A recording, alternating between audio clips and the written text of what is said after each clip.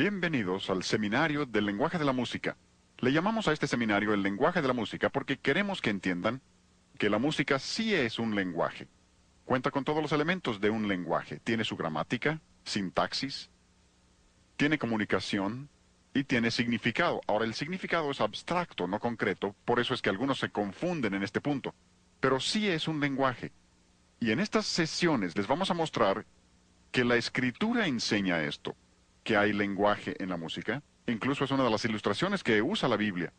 Y además de los musicólogos, en el campo de la psicología de la música, y particularmente los que estudian la sociología de la música, reconocen el hecho, y todos están de acuerdo, en que la música es un lenguaje.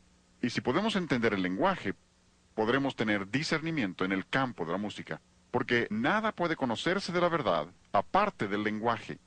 Esa es una aseveración de un gran filósofo, y él reconoce el hecho de que si no nos ponemos de acuerdo respecto a los términos de nuestro lenguaje, si no estamos de acuerdo sobre los significados de nuestras palabras, no habrá comunicación entre nosotros. Así que si no entendemos lo que se está diciendo en ese lenguaje, no habrá una comunicación correcta. Así que es importante que entendamos que la música es un lenguaje y debemos saber cuáles son los elementos de ese lenguaje si vamos a entender la música. Ahora, el seminario se divide en 6 sesiones. La primera sesión que veremos hoy se llama El Dios de la música.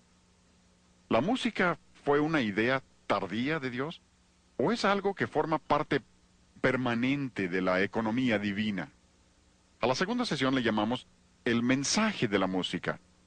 ¿Qué es lo que se está comunicando? ¿Puede la música comunicar ideas? ¿Puede la música comunicar algo? ¿Y podemos entender lo que la música está comunicando? La tercera sesión se llama el sonido de la música. Si la música comunica, ¿cómo sabemos qué sonidos comunican qué cosa? ¿Podemos entender? ¿Habrá principios que nos muestren cómo debe ordenarse nuestra música? Luego, el mensaje número 4 versará sobre lo que llamamos el evangelio de la música. ¿Se relaciona la teología con la música? Y tenemos ciertos tipos de música. ¿Habrá también ciertos tipos de teología que van con esa música? En el mensaje número 5 hablamos acerca de los efectos de la música. ¿Nos afecta la música? Y si nos afecta, ¿cómo nos afecta? ¿Y qué es lo que nos afecta? Y si entendemos eso, ¿podemos entonces saber qué clase de música debemos tener? ¿Por los efectos que produce? Y luego en la última sesión, hablaremos acerca del propósito de la música. ¿Para qué nos dio Dios la música? ¿Para qué la tenemos? ¿Cuál es el propósito básico, subyacente, y para qué nos dio Dios la música? Y así completaremos el seminario del lenguaje de la música, y espero que estén presentes en estas 6 sesiones para que aprovechen todo lo que estamos diciendo y tengan el contexto, porque no hay que tener las cosas fuera de contexto. Así es como sabemos también que la música es un lenguaje, tiene contexto. Y si tomas un sonido equivocado y lo pones en el lugar equivocado, lo tienes fuera de contexto. Y mucho de lo que se estudia en la escuela de música es cómo armar ese contexto y saber qué es lo que cabe en cada contexto. Así que espero que no se pierdan ninguna de las 6 sesiones para que tengan el panorama general de lo que Dios nos está diciendo acerca de la música. Queremos usar como lema para nuestro tiempo juntos la palabra de Dios. Y una de las primeras cosas que descubrimos viene de 1 Corintios, capítulo 14, versículo 7. Ahí el apóstol Pablo, y hablando de lenguaje, saben que los capítulos 12 al 14 de 1 Corintios tiene que ver con lenguaje, y Pablo está corrigiendo los abusos ahí en la iglesia de Corinto. Y lo que usa como ilustración en el capítulo 14 es la música. Porque llega al versículo 7 y dice, si la flauta o la cítara, y hablaremos después de lo que significan algunas de las palabras que se usan para esos instrumentos. Pero dice, si no dieren distinción de voces, ¿cómo vas a saber lo que se está comunicando? O sea que Pablo está diciendo, miren, se trata de un lenguaje. Y luego en el versículo 8 continúa y dice, si la trompeta diere sonido incierto, ¿cómo vas a saber lo que debes hacer? Si debes ir a pelear, si te están llamando a levantarte en la mañana, ¿cómo vas a saber si no conoces el lenguaje? Y como veremos más adelante, aún en este pasaje, donde muchas veces hemos pensado que se refiere a la letra, en la mayoría de los casos, se está refiriendo a la música misma. Y dice, si diere un sonido incierto, o sea que si no conoces el lenguaje, ¿cómo vas a saber lo que debes hacer? Así que toda nuestra tesis está fundada en un principio bíblico que se aplica a todas las áreas de la vida. En este seminario solo vamos a aplicarlo al área de la música, pero esto se aplica a toda la vida. Nuestro lema para las 6 sesiones será Efesios 5:10. El versículo dice que tú y yo como creyentes debemos de estar comprobando lo que es agradable al Señor. Vamos a repetir el versículo juntos empezando por la cita. ¿Vamos? Efesios 5:10. Comprobando lo que es agradable al Señor. Observen ahí la palabra comprobando. La palabra comprobando, en este caso, como en muchos otros en la Biblia, significa poner a prueba las cosas. Dios quiere que pongamos a prueba las cosas. Algunos dicen, pues cuando haces eso estás juzgando. No.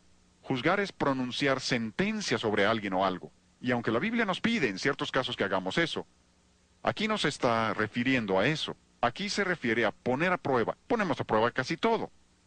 Supongamos que voy al médico. Me dice que tengo un tumor cerebral y quiere hacerme una cirugía de cerebro. Estando ahí en el quirófano me mira y me dice, hay algo que debes saber antes de comenzar. Le pregunto, ¿qué cosa? Dice, nunca he estudiado medicina, pero amo mucho a la gente. Y le digo, ya me daba temor cuando creía que sabía lo que estaba haciendo. ¿Por qué? Quiero que sea probado, quiero que apruebe. Supongamos que te subes a un avión, se dirige a la pista del aeropuerto para despegar, y se oye la voz del piloto que anuncia, amigos, deben saber algo antes de volar el día de hoy. Te preguntas, ¿qué irá a decir? Y luego oyes que dice, nunca he tomado lecciones de vuelo, ni siquiera he volado antes. Dirás, déjenme bajar. ¿Por qué? Quieres que sea probado, quieres que sepa. ¿Supieron del piloto que llamó a la torre de control? Preguntó, ¿qué hora es? Le contestaron, ¿qué línea es? Dice el piloto, ¿qué importa qué línea es? Solo quiero saber la hora. El controlador le dice, si es American, son las 3 de la tarde. Si es mexicana, son las 15 horas. Si es la línea Patito, la manecilla corta está en el 3 y la larga está en el 12. Veo que algunos de ustedes han volado en esa línea. Tienen sus problemas, ¿no? Pero de nuevo, es que queremos que sean probados. Y esto es lo que dice Dios que tú y yo debemos hacer. Dios dice que nosotros como hijos de Él debemos comprobar lo que es agradable. ¿A quién? A ver, ¿a quién? Al Señor. No es lo que me guste a mí o lo que te guste a ti o a otro. ¿Han observado que todos son expertos en el campo de la música? ¿Se han fijado? No sabrán leer nota, no sabrán cantar, no conocen técnicas correctas, pero yo soy lo que me gusta. ¿Han oído eso, no? Díganme, ¿el hecho de que te guste lo hace bueno? Tienen miedo de contestar, ¿no? No, hay muchas cosas que me gustan, pero las rechazo porque sé que son malas. El asunto no es si me gustan o no. Otros dicen, pues a mí no me gusta. Déjenme hacerles otra pregunta. ¿El hecho de que no te guste lo hace malo? No. Y de nuevo, algunos dicen, pues es que tú te opones a la música rock porque no te gusta. Eso no tiene nada que ver. No me hubiera querido levantar esta mañana. No me gusta levantarme por la mañana, pero me levanté no porque me gustara o no me gustara, sino porque sabía que era lo correcto. Otros dicen, pues para mí es de tanta bendición. Y piensan que con eso ya te acorralaron. No, a mí me han dicho algunos que les ha sido de bendición Jesucristo superestrella. ¿Eso significa que superestrella sea bueno? No. Ahora yo dudo de su bendición. Pero me refiero a que aun cuando hayan recibido bendición, de alguna manera, accidentalmente a pesar de ello, eso no significa que la obra misma sea buena. Algunos dicen, bueno, es que tú eres viejo y yo soy joven. Es que a ti te gusta la música de viejos porque estás tan viejo. Y no soy tan viejo como aparento, se le he pasado enfermo. Soy maduro para mi edad. El pelo canoso es muy engañoso. Otros dicen, yo soy del rancho, así que me gustan las rancheras. Tú eres de la ciudad, así que te gusta la música de la ciudad. No, el asunto no es si es música ranchera de la ciudad o de ancianos o de jóvenes. El asunto es, ¿esa música es agradable al Señor? Y me preguntarás, ¿será posible saberlo? Claro que sí. Alguien ha contado más de 500 referencias específicas a la música en la Biblia. Supongo que la cifra depende de cómo cuentes. Para algunos, si un versículo menciona 5 instrumentos diferentes, lo cuentan como 5 referencias diferentes. Por eso, la amplia variación en el número de versículos. Pero yo estimaría y he visto varias cifras que considero muy confiables que dicen que hay por lo menos 500 menciones específicas de música en la Biblia. Eso significa que si queremos saber qué clase de música debemos tener, podemos saberlo. El problema es que la mayoría nunca se han molestado en averiguar lo que Dios dice. No solo en cuanto a la música, sino en otras áreas. En el programa de maestría que enseño en la Universidad Cristiana de Pensacola, yo exijo que todo estudiante, antes de terminar su maestría en música sagrada, debe leer toda la Biblia y anotar cada referencia a la música en la Biblia. Y esa es nuestra autoridad. Si tu predicador predicara algo y tú le preguntaras, ¿dónde dice la Biblia eso? Y te contestara, pues yo nunca he estudiado la Biblia, dirás, oye, espera, hay que investigarlo. Incluso por medio de la música majestuosa hemos publicado una concordancia bíblica de la música que enumera toda referencia a la música en la Biblia, de modo que uno puede tomar eso y revisar en toda la Biblia todas las referencias a la música en la Escritura. Porque si existen 500 referencias, esas son más que las referencias al infierno, más que al cielo, más que a la gracia. Si es así de importante para Dios, nos conviene a ti y a mí descubrir lo que Dios dice, ¿no? Pero como la gente no ha tomado el tiempo para hacer eso, se han desviado por toda clase de filosofías. Como no han comprobado lo que es agradable al Señor, han aceptado toda clase de cosas diferentes. Seguro que han oído a quienes dicen, la música es amoral. A veces también usan el término no moral. A veces dicen que es neutral. Todos esos términos significan básicamente lo mismo. Amoral, no moral o neutral, como lo expresen. Cuando la gente dice eso y toda revista cristiana en los últimos años han publicado por lo menos un artículo, varios artículos, diciendo que la música es amoral. Y cuando dicen eso hay varias cosas implícitas. Número uno, están diciendo que no existe la música buena y la música mala. Eso quieren decir que no hay principios. Cualquiera que ha estudiado música sabe que eso no es cierto. Yo asistí a la escuela de música Eastman, hice todos mis estudios de posgrado en la escuela de música Eastman. Yo no tuve un solo maestro en la escuela de música Eastman, y eran hombres inconversos, hasta donde yo sé, les testifiqué a varios y ninguno aceptó al Señor.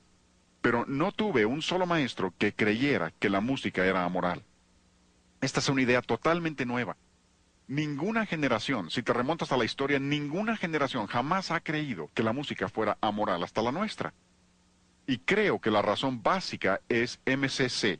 Hablaremos mucho de MCC durante el seminario. Música cristiana contemporánea. Y como esta gente quiere usar toda clase de diferentes estilos y dicen que lo único que importa es la letra, lo que están diciendo es que la música es amoral, es neutral, no moral. Incluso tuve maestros en la escuela de música Eastman. Wayne Barlow era uno de mis maestros de composición, y ese hombre hasta escribió libros para aclarar esto.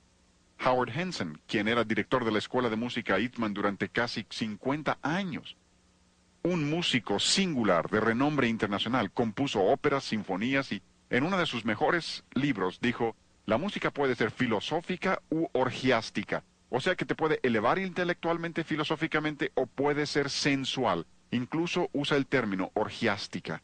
Dijo, tiene fuerza para mal, lo mismo que para el bien. Él entendía que la música puede ser buena o mala según se componga y según se ejecute, y esto es lo que todos han creído a través de los siglos. Solo nuestra generación no lo acepta.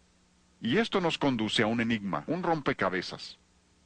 Pero la historia lo corrobora.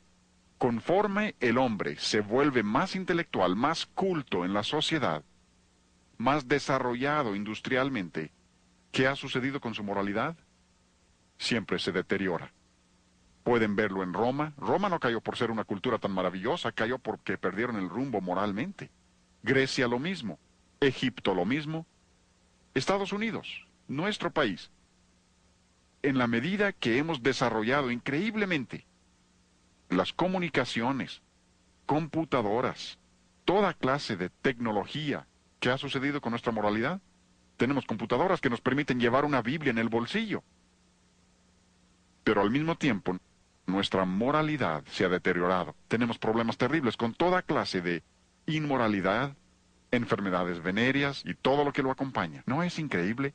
Pueden ver cómo sucede esto. Y resulta que la razón de ello es que creen que puedes educar a una persona para hacerla más moral. No funciona de esta manera. No se hace moral a las personas mediante educación. Otra cosa que dicen, no solo dicen que la música no es ni buena ni mala, cuando dicen que la música es amoral. Otra cosa que están diciendo estos que creen que el razonamiento amoral y el pensamiento amoral, y hay muchos, ese es el pensamiento de nuestra época, y lo que están diciendo es que a Dios no le interesa qué clase de música usamos. A Dios no le importa. Para Él es lo mismo. Si quieres usar rock pesado, está bien, mientras la letra sea buena. Si quieres usar rock punk o rock thrash, le llaman punk thrash, metal pesado, aunque le llamen metal celestial, es lo mismo. Si quieres usar eso, por Dios no hay problema, le da igual. Y nada podía estar más lejos de la verdad. He consultado varios diccionarios seculares. Estos no son diccionarios bíblicos, son diccionarios seculares para ver cómo definen el término amoral. Un diccionario dice que amoral significa sin sentido de responsabilidad moral. Y creo que es muy acertado. Tengo varias objeciones contra la enseñanza de educación sexual en nuestras escuelas públicas. Tengo varias objeciones. Pero una de las objeciones más grandes es que lo están enseñando como un asunto amoral. Tú y yo sabemos que moralidad sí está estrechamente relacionada con la sexualidad. No se pueden separar las dos cosas. Tengo varias objeciones contra el movimiento pro-aborto, pro-elección, según le llaman. Creo que le deben llamar pro-homicidio. Tengo varias objeciones, pero una de las objeciones más grandes es que lo están presentando como un asunto amoral. O sea que puedes matar a una persona que aún no ha nacido y decir que no tiene nada que ver con principios morales. Pero esta es la filosofía de nuestra época, ha penetrado a todas las áreas de nuestra vida. La educación sexual, medicina, aborto. Una de las cosas que son interesantes para mí al descubrir esto es que muchos médicos en la actualidad no toman el juramento hipocrático que tomaban todos los médicos hasta hace pocos años. ¿Y por qué? Porque una de las cosas que promete el juramento hipocrático, entre otras cosas, es que particularmente no asistiré a una mujer para la obtención de un aborto. Eso es parte del juramento que hacían los médicos.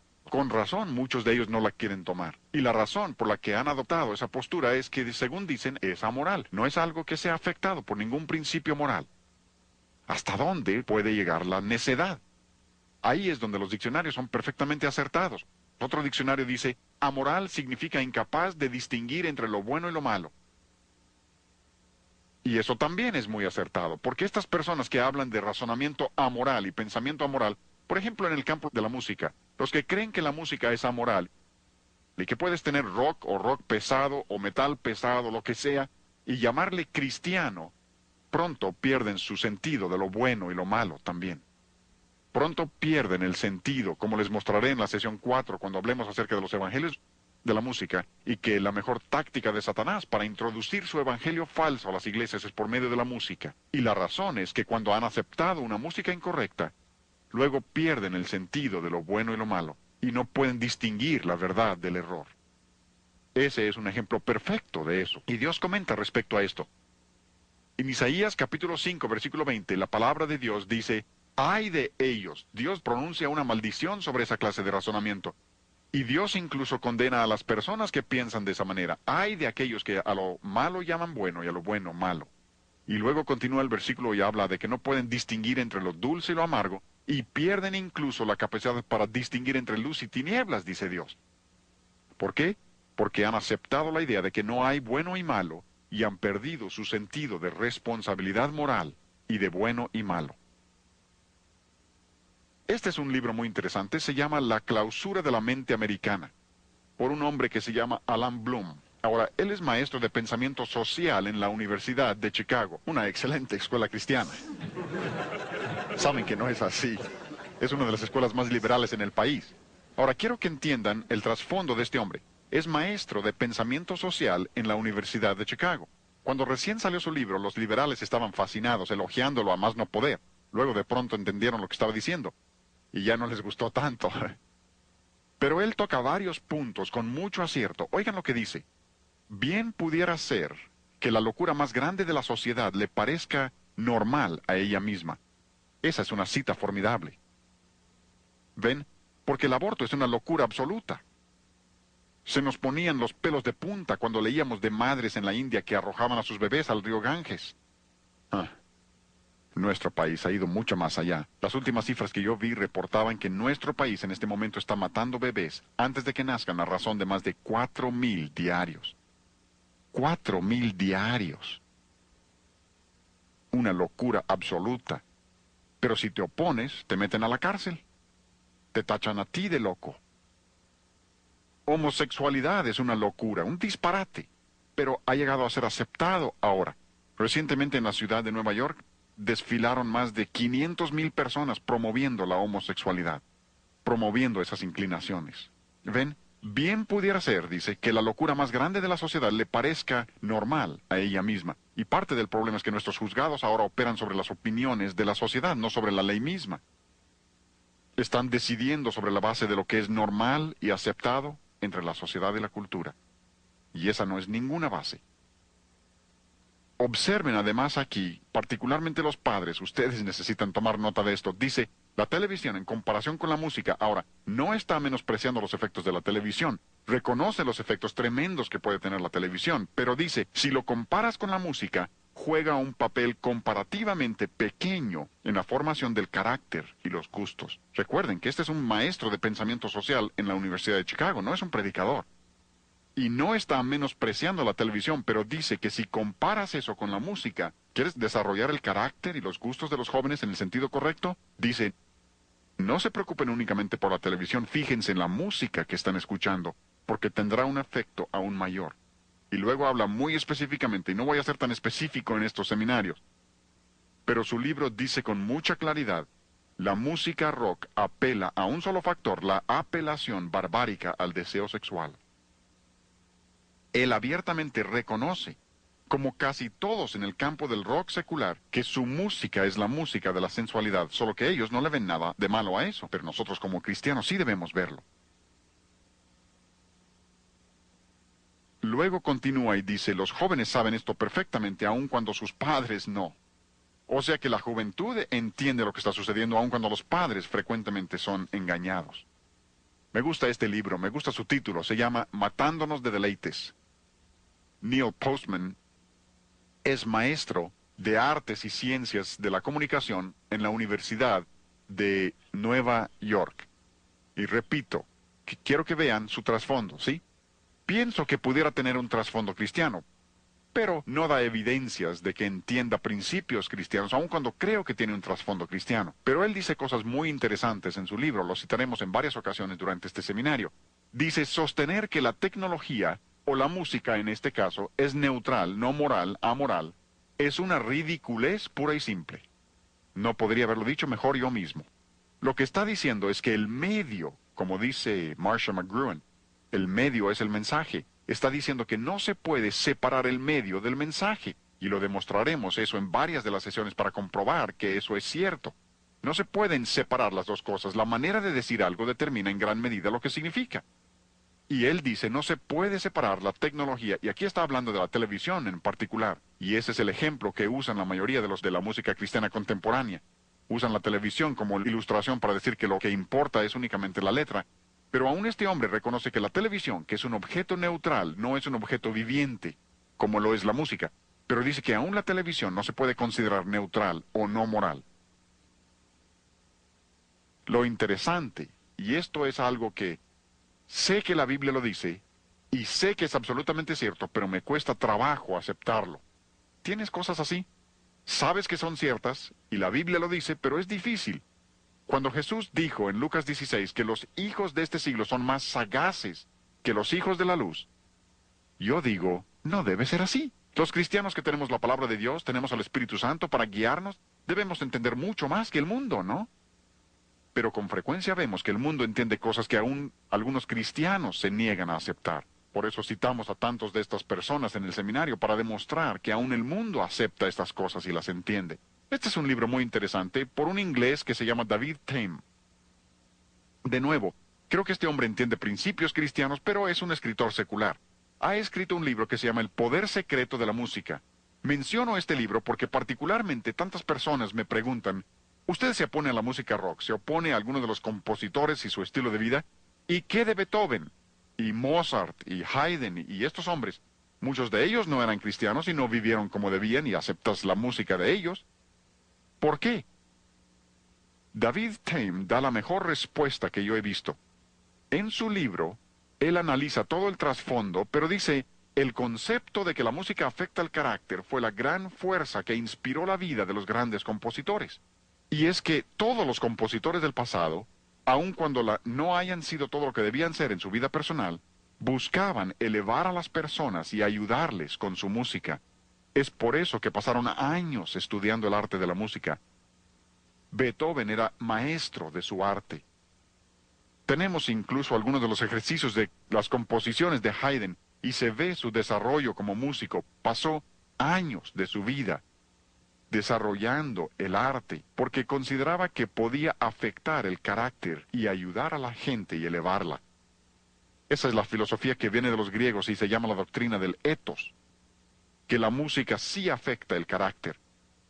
Pero muchos de los grandes compositores, todos los grandes músicos del pasado, siempre han creído que podían ayudar a las personas.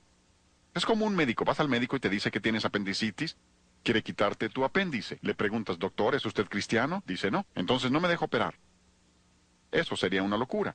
Ahora, yo prefiero al médico cristiano si es posible, pero no siempre es posible encontrar uno. Pero si es fiel al juramento hipocrático, hará lo mejor que puede hacer por mí. Y de todas maneras, solo Dios puede sanarme. Confiaré en él en el campo de la medicina. Posiblemente sea mal hablado, fumador, toda clase de cosas. Y no confío en él en esas áreas, pero sí confío en el área de la medicina. Pueden confiar en Beethoven, Haydn, Mozart, en el campo de la música, porque son expertos e intentan elevar a las personas. A veces incluso le llaman una experiencia espiritual. No entienden lo que es una verdadera experiencia espiritual. Cuando yo tocaba con orquestas sinfónicas hace años, tocábamos, por ejemplo, la novena sinfonía de Beethoven, y algunos de los músicos decían, ¡qué maravillosa experiencia espiritual! Yo siempre diría, no, era elevador, pero no espiritual, porque la espiritualidad únicamente viene por Jesucristo y su palabra, no viene por medio de la música. Pero todos los compositores del pasado han reconocido el enorme poder de la música. Continúa y cita a Aristóteles.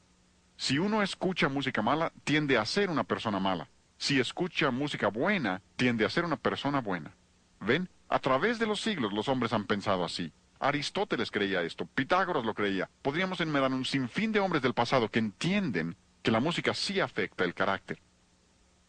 De nuevo, lo que estamos diciendo, y queremos repetirlo juntos, es Efesios 5:10, comprobando lo que es agradable al Señor.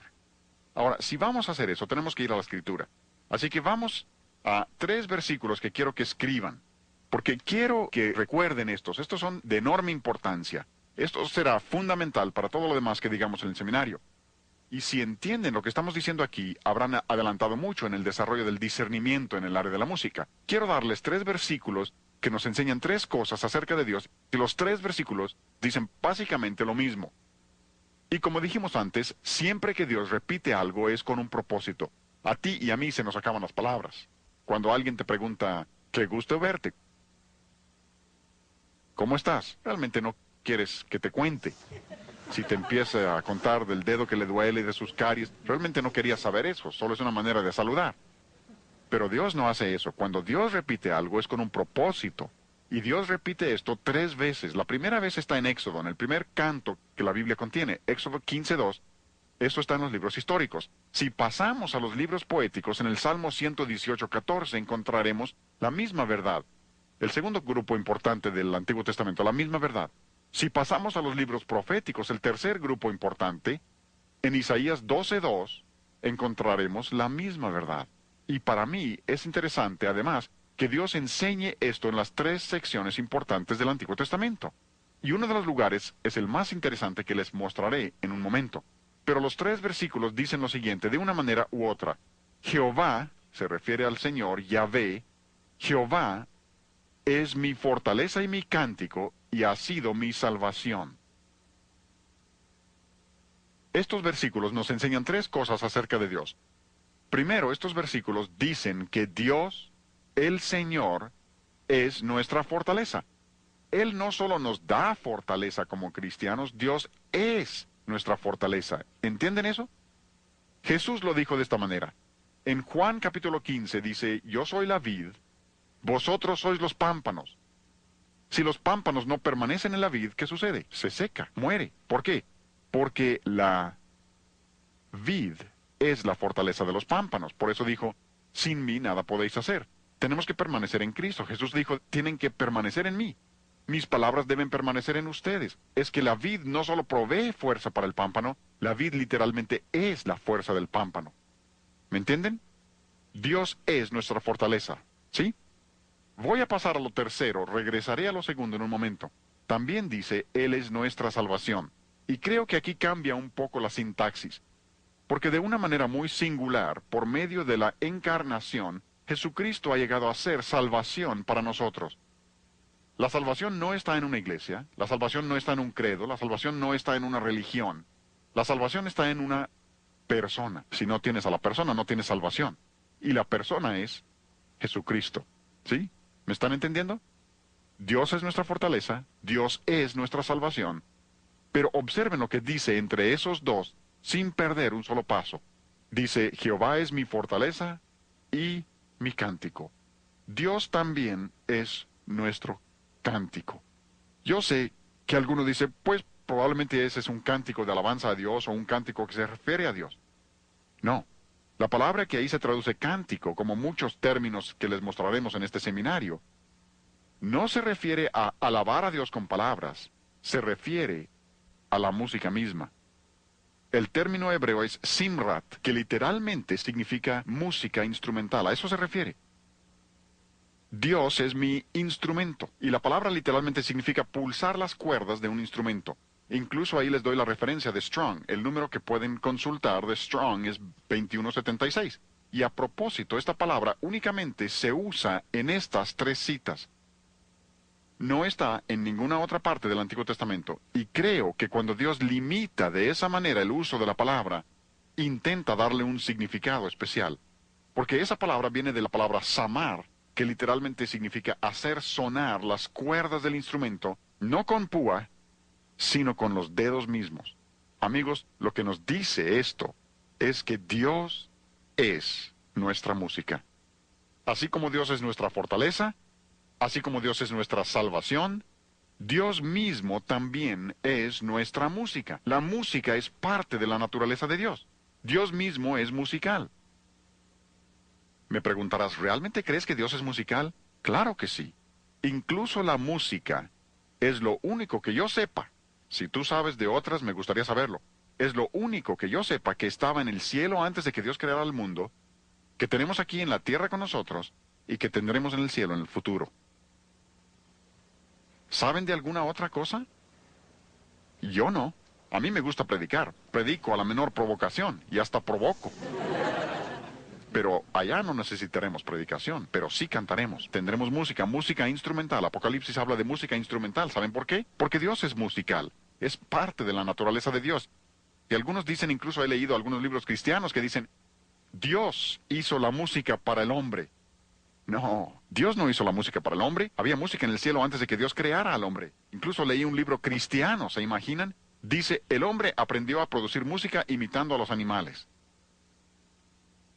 Este ha aceptado la evolución y ni cuenta se ha dado. El hombre produce música porque Dios es musical, y cuando Dios nos hizo a su imagen, nos hizo a nosotros musicales también. ¡Qué emocionante!, ¿no? La música es parte de la naturaleza de Dios. Eso significa, y óiganme muy bien, esto es importante, y no les estoy enseñando verdades nuevas, ¿sí? Si es verdad nueva, es herejía. Lo que les estoy enseñando es algo que yo considero ha sido descuidado en el entendimiento de las personas. Pienso que hace siglos la gente entendía esta verdad.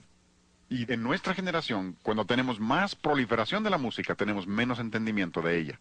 Yo recuerdo, y esto como adulto, haber manejado mi auto pensando, ¿no sería maravilloso poder tener un tocadiscos en el auto? Y pensé, nunca se podrá porque no hay manera de hacer que la aguja permanezca en el disco. Ahora hay tocacintos, compact disc, puedes estar escuchando una sinfonía grabada hace años en algún lugar de Europa. ¿Cómo le hubiera gustado eso a Bach?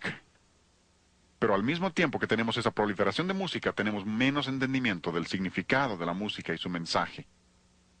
Pero Dios es musical, y eso significa que la música ha existido desde que Dios existe. ¿Oyeron eso? La música ha existido cuando cantamos juntos, cuando alabamos a Dios en nuestras iglesias. Estamos haciendo algo que Dios ha tenido desde la eternidad. Y nosotros lo haremos por la eternidad. Aquí solo estamos practicando un poco.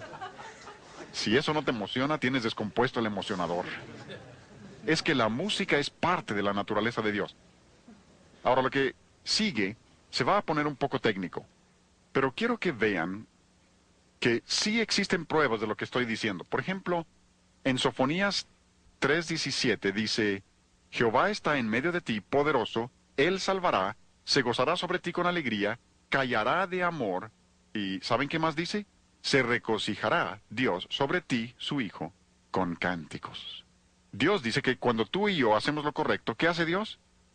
Canta. Así dice. Dios canta. Incluso, eso es fascinante si lo estudian a través de toda la Escritura, que Dios no solo canta, sino que toca la trompeta. Zacarías 9:14. Y Jehová el Señor tocará trompeta. El Señor toca. Así dice. No discutan conmigo, discutan con Dios. Dice, y Jehová el Señor tocará trompeta. Así dice la Escritura. Dios toca la trompeta. Y esto es fascinante para mí. Nunca había reparado en esto hasta hace poco, que cuando llegas a 1 Tesalonicenses 4:16, donde habla del regreso del Señor, ¿saben qué dice? El Señor mismo, con voz de mando y con voz de arcángel y con trompeta de Dios, descenderá del cielo. Y si comparas eso con el pasaje de Zacarías, verás que Zacarías 9 también está hablando de la segunda venida del Señor. Y bien pudiera ser que Dios mismo es el que toca la trompeta. Dice, con voz de mando y con trompeta de Dios descenderá. Pudiera ser. ¿Por qué? Porque Dios es musical. Y creo que una de las cosas más interesantes en cuanto a esto es que Jesucristo mismo cantó cuando estuvo en esta tierra. ¿Cómo lo sé? Mateo 26:30. Jesús está con sus discípulos en el aposento alto, está a punto de salir al huerto y a la cruz. Y dice que una de las últimas cosas que hicieron, lo último dice que hicieron, y cuando hubo, ¿qué? Cuando hubieron cantado el himno. Cantaron un himno. Ahora, si conoces la historia de la Pascua, sabrás que había varios salmos llamados los salmos Jalel. Desde el 111 hasta el 118 les llaman los salmos Jalel, o si gustan los salmos Aleluya. El 111 y 112 realmente son introducción a la sección. 113 al 118 se llaman los salmos Jalel egipcios, porque eran los que se cantaban en la Pascua. El Salmo 113 y 114 se cantaban antes de cenar. Los salmos 115 al 118 se cantaban después de la cena de la Pascua. ¿Me entienden? Y bien pudiera ser que lo último que Jesús cantó con sus discípulos fuera el Salmo 118. ¿Recuerdan lo que dice el Salmo 118? El versículo 14. Mi fortaleza y mi cántico es Jehová, y Él me ha sido por salvación. ¿Pueden imaginar a Jesús cantando con sus discípulos en esa cena y diciéndoles, Jehová es mi fortaleza, voy a la cruz, pero Jehová es mi fortaleza, y Él es mi cántico, y ahora va a ser mi salvación? Y luego ir a la cruz para hacer salvación para ti. Y lo cantó con sus discípulos.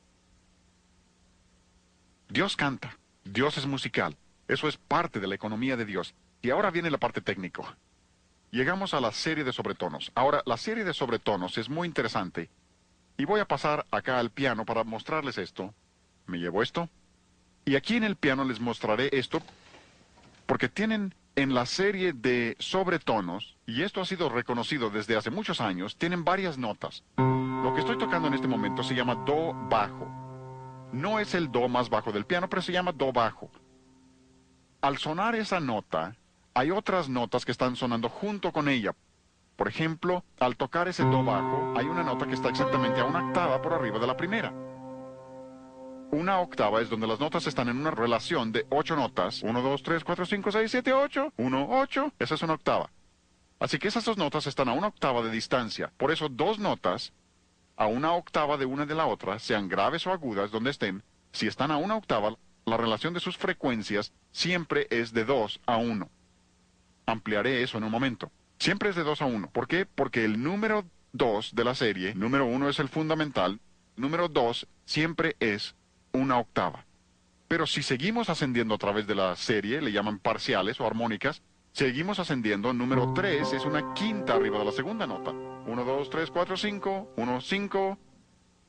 Por eso dos notas a una quinta de distancia, la relación de sus frecuencias siempre es de 3 a 2, porque esa es la tercera nota de la serie.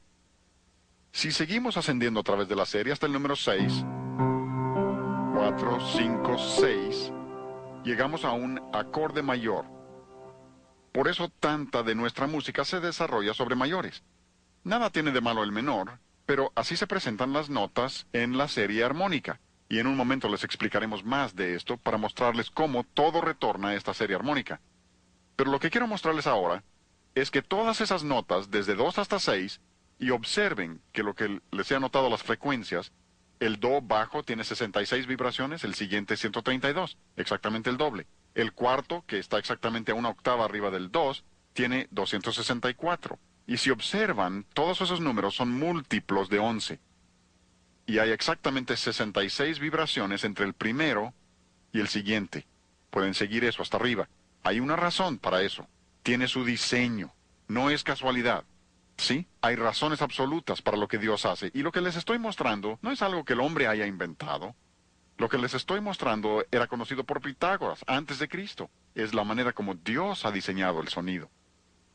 Pero, como les acabo de decir, todas esas notas están incluidas en ese do bajo, y les quiero demostrar eso. Si oprimo la tecla del do bajo, voy a oprimir también el número 2, porque este piano no está bien afinado. Oprimo el segundo, pero no los he hecho sonar. Lo único que he hecho es quitar la sordina de la cuerda para que la nota ahora pueda vibrar libremente. Luego paso al centro del piano, número 4 es el do central, y voy a tocar esa triada, 4, 5 y 6, y luego los voy a soltar, y deben oír las 3 notas en una sola cuerda. Oigan. ¿Lo oyen? Ahí que se oye muy claro. Suelto las teclas, se apagan. Eso significa que todas esas notas están en esa sola cuerda. Ahí están todas. Ahora, lo fascinante, y esta es la ilustración que quiero darles, lo fascinante es que si toco do central, el sol y el mi están presentes, pero el do se sostiene solo. Si toco mi, la nota central, las dos notas extremas, sol y do, están presentes, pero el mi se sostiene solo. Si toco sol, la nota superior, el do y el mi están presentes, pero el sol se sostiene solo. Tengo literalmente 3 en 1. Es la mejor ilustración de la Trinidad, de la deidad, que yo conozco. Como maestro de la Biblia siempre he tenido que decir que no hay una ilustración perfecta de la Trinidad. Les acabo de mostrar una ilustración fabulosa y la analogía se sostiene. ¿Saben por qué? Porque Dios es musical y aún en la forma en que Dios ha hecho el sonido musical, nos ha dado una ilustración de sí mismo. Como dice Romanos capítulo 1, conocemos su eterno poder y deidad por medio de las cosas hechas. Y la música ilustra perfectamente la Trinidad de la deidad. Porque Dios es musical y nos ha dado esto para comunicarnos cuánto le interesa a Él la música. Este es un músico bien conocido. Falleció recientemente Leonard Bernstein. Fue conductor de la Orquesta Filarmónica de Nueva York. Un genio. No fue todo lo que debía ser en su vida personal, pero era un genio musical y un verdadero erudito. Este hombre dio algunas conferencias en Harvard hace varios años, las conferencias Norton. Un estudio fascinante, un estudio iluminador sobre la música. Y en ellas este hombre dijo que toda música tiene un origen común. ¿Saben cuál es ese origen común? La serie de sobretonos. Así lo dijo. Y se refiere a toda clase de música. Se refiere a la música oriental, música africana, de donde sea. Swahili, todo tiene un origen común. Ahora, este hombre era judío, no tenía ni una pizca de cristiano, pero reconoce que hay un origen común y dice que ese origen común es la serie armónica. Y amplía ese comentario y habla de gramática que surge de las mismas fuentes monogenéticas. Observen esa palabra monogenética. Cuando habla de monogénesis se refiere a que todo procede de una sola fuente. Él no reconoce la fuente, pero reconoce que debe haber habido una sola fuente de la que procede toda música, y observen cómo le llama. Dice que sus variadas lenguas surgieron de un origen común. Y continúa y dice que estas lenguas, observen cómo relaciona esto con lenguaje, y todos los eruditos lo hacen, los que entienden la sociología y la psicología de la música, musicólogos, todos reconocen esto. Dice, las Lenguas son lenguajes de tonos. ¿Oyeron? Por eso le llamamos al seminario el lenguaje de la música. Estas lenguas son lenguajes de tonos surgidos de una estructura universal de tonos. Todos proceden de la misma fuente, por eso llamamos a la música el idioma universal. La música es un idioma universal porque procede de una misma fuente. Y este hombre reconoce ese hecho y continúa y desarrolla esta idea diciendo que todo se puede identificar con la escala pentatónica. Es asombroso, porque la escala pentatónica surge de la serie de sobretonos, y no voy a tomar tiempo para mostrarles eso hoy, ya hemos visto mucho técnico, pero surge de la escala pentatónica y esa a su vez de la serie de sobretonos, y muchos de los cantos que ustedes y yo cantamos son pentatónicas y ni cuenta nos damos. Si quieren saber lo que es una escala pentatónica, van al piano y tocan todas las notas negras y tienen una escala pentatónica. Es una escala de 5 tonos. Les tocaré una pieza irlandesa que ustedes conocen. Irlandeses y escoceses hacen lo mismo, tocada con gaitas escocesas, tocando esta melodía que ustedes reconocerán.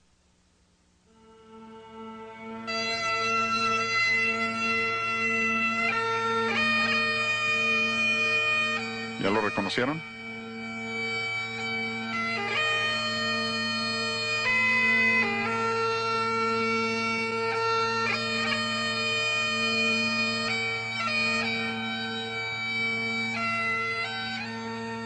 Y si oyen esa melodía hasta el final, verán que es una tonada pentatónica. Usa solo 5 notas y las repite vez tras vez. Pasemos de Escocia a África Central y lo que les voy a tocar es un africano nativo en la volta superior tocando un instrumento extraño que les parece a saxofón, pero no lo es. Pero eso parece. Oigan el sonido.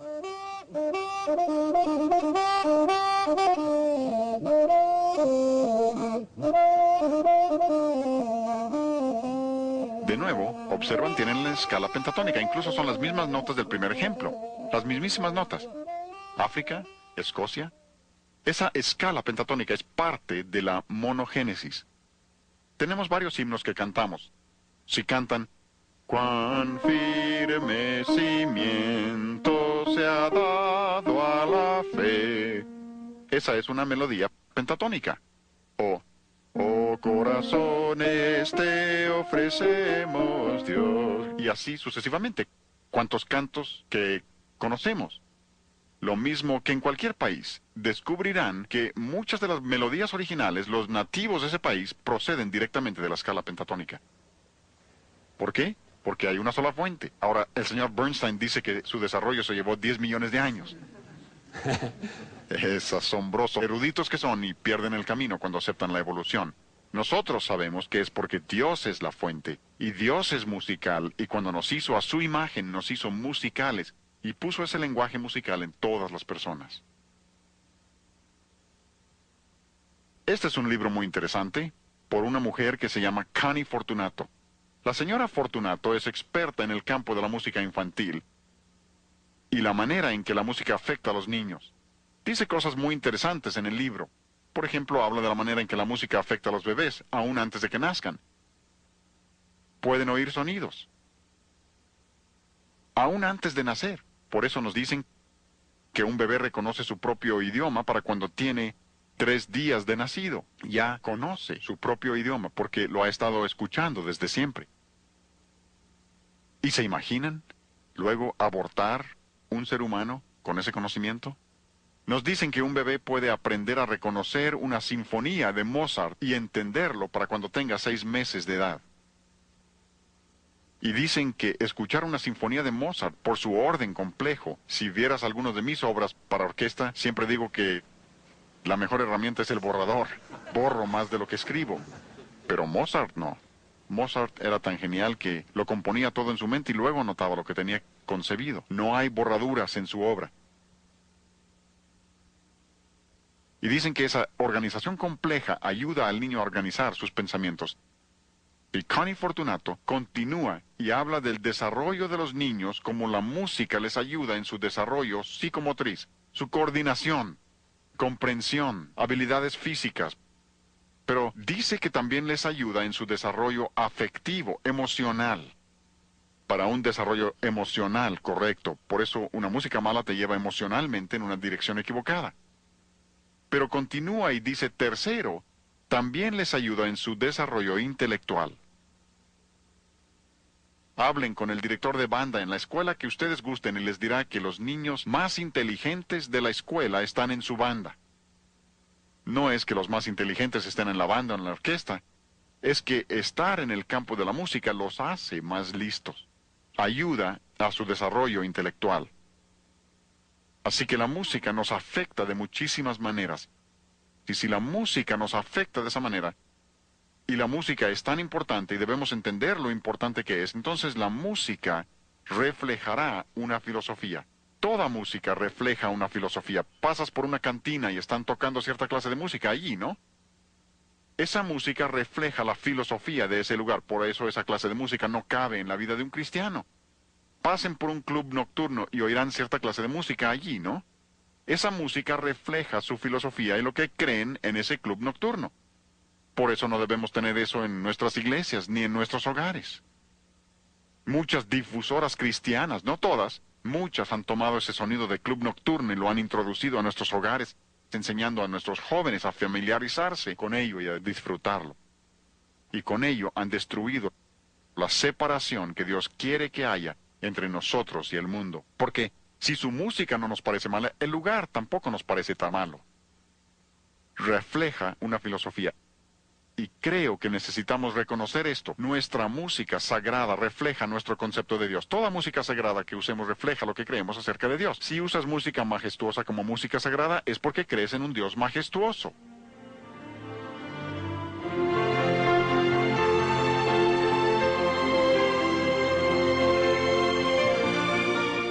Ahí tenemos una orquesta de cuerdas tocando Santo, Santo, Santo.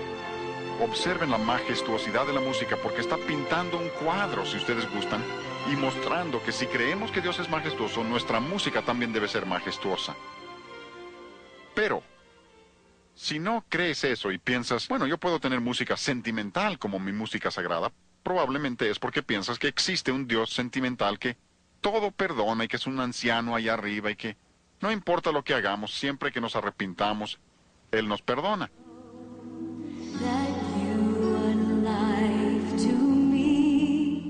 Oyen el son de club nocturno, mundano, velado, sensual, que usaría un cantante de club nocturno, y se supone que esa es música sagrada, es puro sentimentalismo, o peor, sentimental. Pero podemos ir más allá. Si tienes música pop como tu música sagrada, es porque crees en un Dios pop.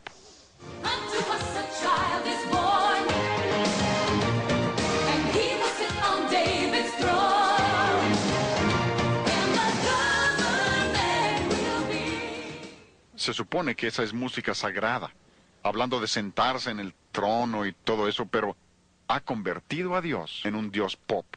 El estilo popular de la música, y hablaremos más de esto luego, el estilo popular revela lo que estas personas creen acerca de Dios, y no es un concepto nada bíblico. Creo que la mejor ilustración que les podría dar, para terminar esta sesión, la mejor ilustración sería la Biblia misma. ¿Se han puesto a pensar el milagro que es este libro? Dios pudo haber escrito el Evangelio en el cielo para que todos pudieran leerlo en su propio idioma, pero no lo hizo así. Pudo haber puesto un par de bocinas para que todos oyeran en su propio idioma, pero no lo hizo así tampoco. Dios en su soberanía quiso comunicarse con nosotros por medio de su palabra, y se limita a su palabra, en su soberanía. Pero al hacerlo, dotó a su palabra de casi todos sus atributos eternos. Aquí mismo dice, Santa Biblia. ¿Por qué? Porque Dios es santo y su palabra es santa. Creemos que la Biblia es eterna. ¿Por qué? Porque Dios es eterno. El salmista dijo, para siempre, oh Jehová, permanece tu palabra en los cielos. Dios nunca cambiará su palabra. Cualquier libro de texto que ya tiene 5 años es obsoleto. Han cambiado su manera de pensar. Dios no. Él nunca lo cambiará. Aún en la eternidad, Dios no faltará a su palabra. Nosotros creemos que la Biblia no tiene errores, ¿no? Es infalible. ¿Por qué? Porque Dios es infalible. Si tú crees que la Biblia tiene errores es porque crees que Dios comete errores. Y cuando Dios eligió comunicarse con nosotros por medio de su palabra, dotó a su palabra de todos sus atributos eternos.